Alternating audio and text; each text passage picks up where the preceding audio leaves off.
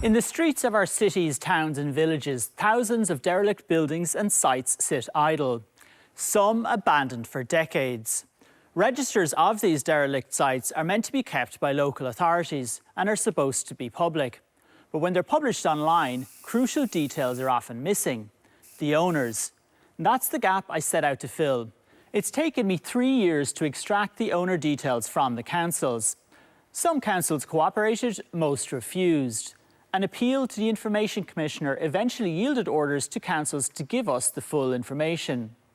RTÉ Investigates has analysed all 31 derelict sites registers across the state, which have around 2,500 entries, a fraction of the actual derelict sites.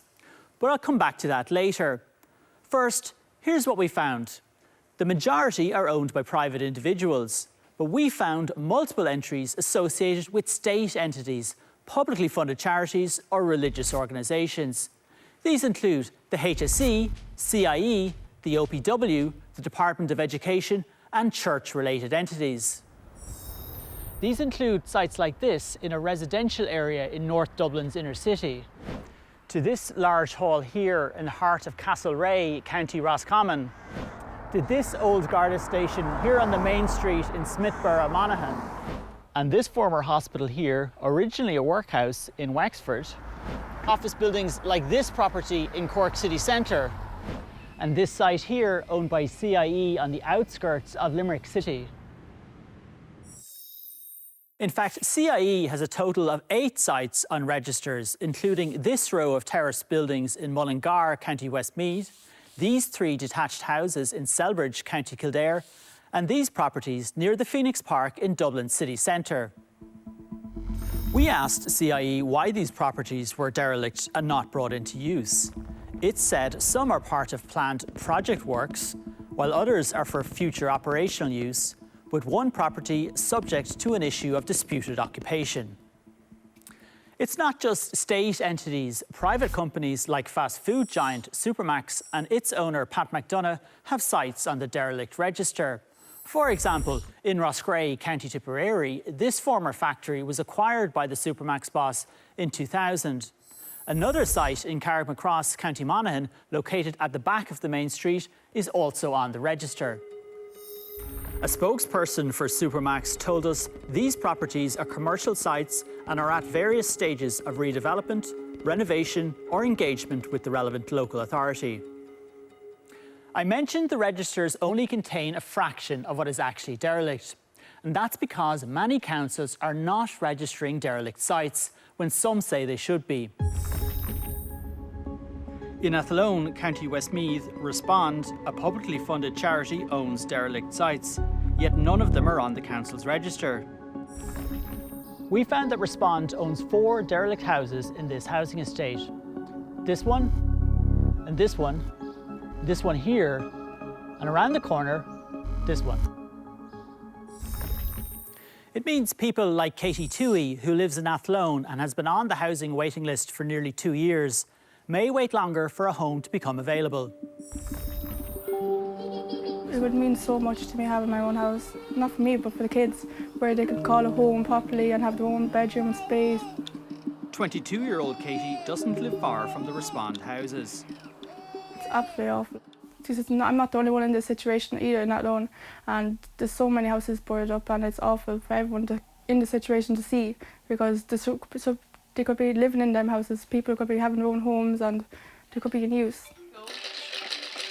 Katie is living with her mother, stepfather and younger sister. She and her 2 children live downstairs in the only sitting room in the house. It's awful. Like I hate having to live out of a sitting room, and it brings you down a lot, you know, just thinking about it all the time, and just the waiting as well is just, it's not fair. It's been very hectic for my parents.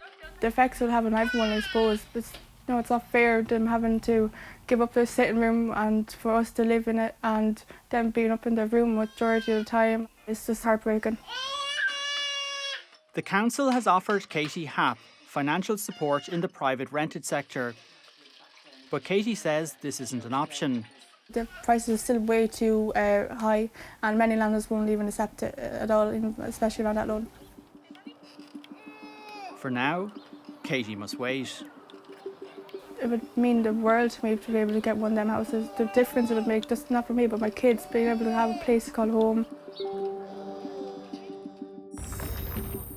Respond told us the level of investment to fully renovate these homes is significant, with no viable funding mechanisms accessible to it, and that it is formally engaged with Westmeath County Council to explore all possible options.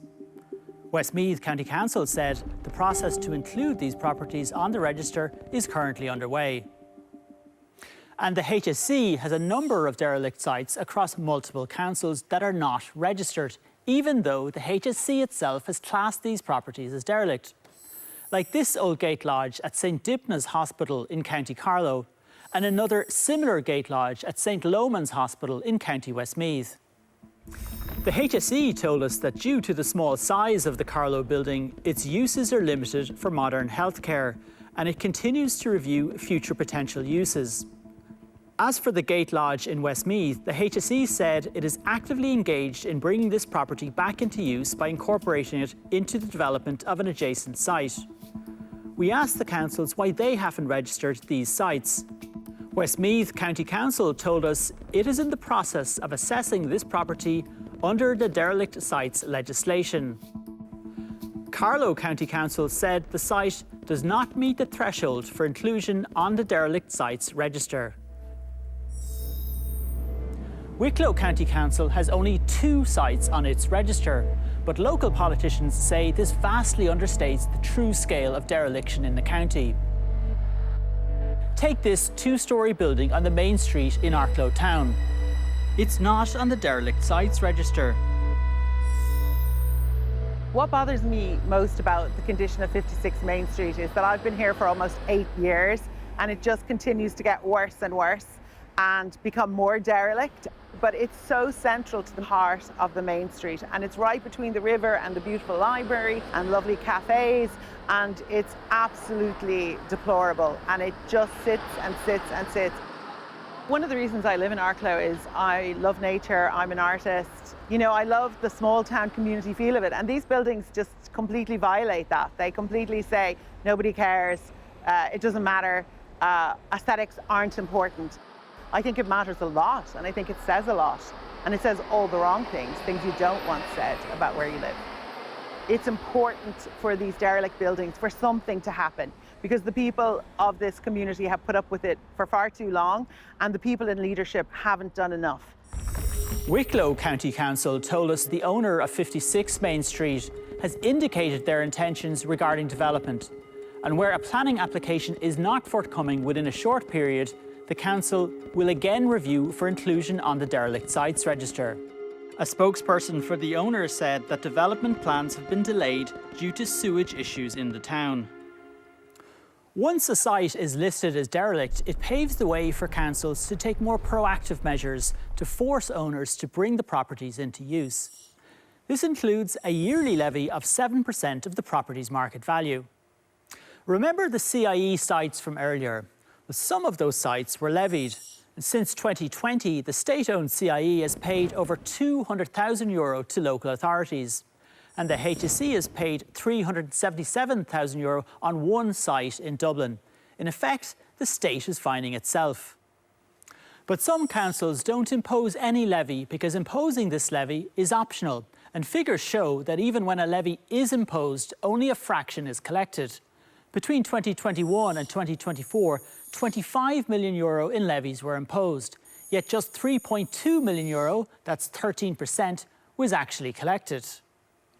In addition to the 7% levy, local authorities can issue a CPO, or compulsory purchase order, which means the owner is obliged to sell the property to the council. Like the levy, use of CPO varies dramatically. Limerick was by far the most active. It CPO'd a total of 159 properties from 2021 to 2024. Yet during this time, 10 councils did not CPO any registered derelict properties. Those were Donegal, Dunleary Rathdown, Fingal, Galway City, Galway County, Kerry, Leitrim, Louth, Tipperary and Wicklow. Some councils said that they only use the CPO process as a last resort. They stressed that they try to engage with the owners in an effort to bring these properties back into use. Others also highlighted limited staff and resources. Across the country, the picture is uneven. While some councils have stepped up, many appear to have little appetite to tackle this problem. The data is clear. Only a fraction of dereliction is ever registered, so the state doesn't know the full scale of this problem. And for many registered properties, there is no financial penalty. The powers are there, they're just seldom used. That makes it all the more frustrating when the state is actively contributing to the problem.